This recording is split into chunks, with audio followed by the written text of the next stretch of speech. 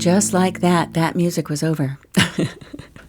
So I'm wondering, have you seen the Sex and the City, Darren Starr's new And Just Like That?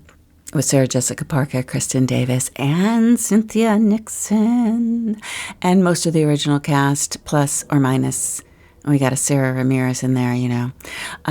Anyway, it's a big controversy. I don't think it's a big controversy. If you go on Twitter and you start hashtagging and search the hashtag And Just Like That, you'll see that nobody's liking it. It's the worst written show on television.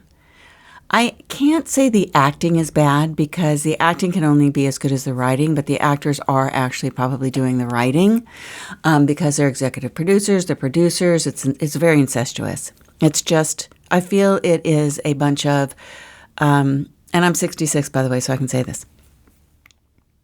I feel like it's just a bunch of privileged, actually white privileged, over 60 people trying to be relevant and trying to address the issues of the day, but they don't even understand what those are.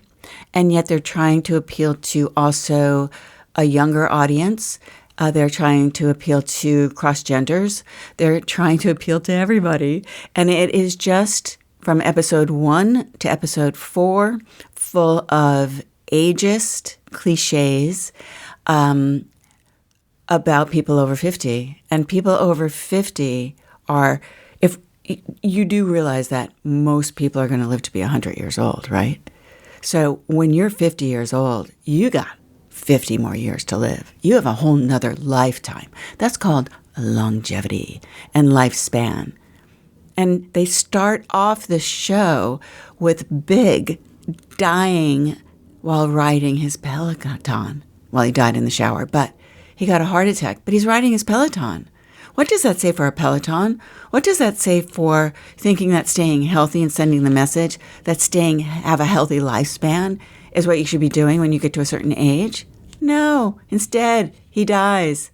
Okay, now listen to this. Oh, what the hell are you doing? Oh, it's just my lower back. Sometimes I need a little help getting up the stairs. A little help? You're using an umbrella as a cane. The internet says I have old lady back.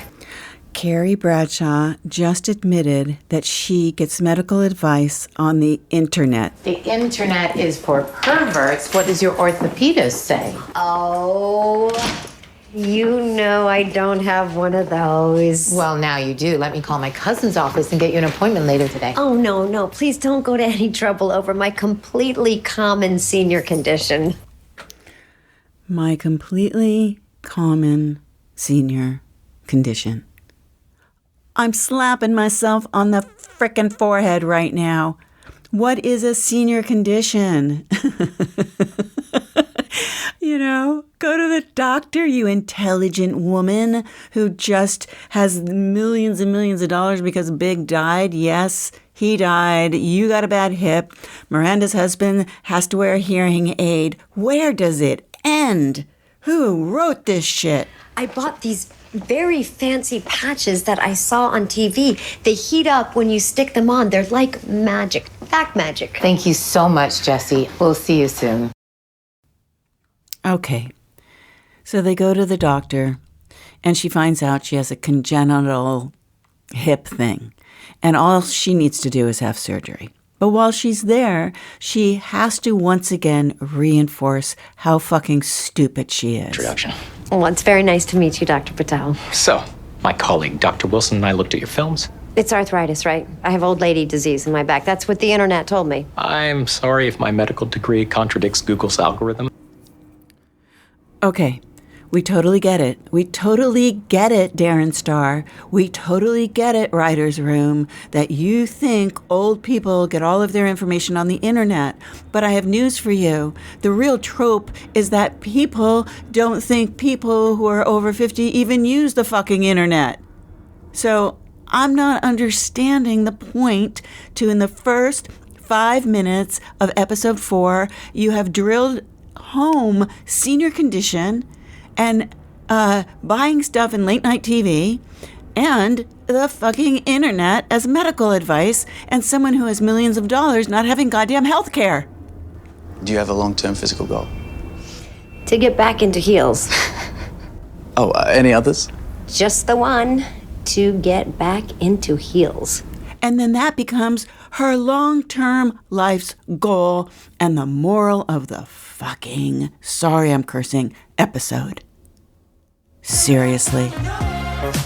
And just like that, 3 months later, I was back in heels.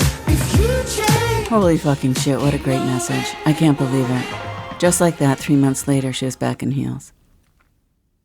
They show her in a closet, the big closet, surrounded by pairs and pairs and pairs and pairs and pairs of high heels and Manolo Blahniks. This is what Carrie Bradshaw's life has come down to. I wonder how a stupid person like she is that gets all her medical advice from the internet is ever going to survive in real life and afford to keep buying those shoes. I mean, is that the moral of the story?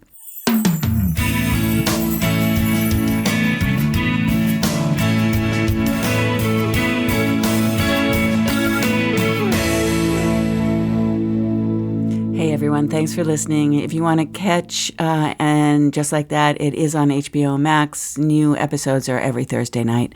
You can catch up by having some fun from episode number 1. And then following the hashtag And Just Like That on Twitter. It's kind of a kick. But you know what? That's Hollywood. Thanks for listening. This has been a C-Spot Run production, all rights reserved, and all of the credits will be in the show notes. Thank you, HBO Max, for allowing me to use those clips because you're probably never even going to find out. Thanks for listening, everyone. Stay safe, stay healthy, and keep listening.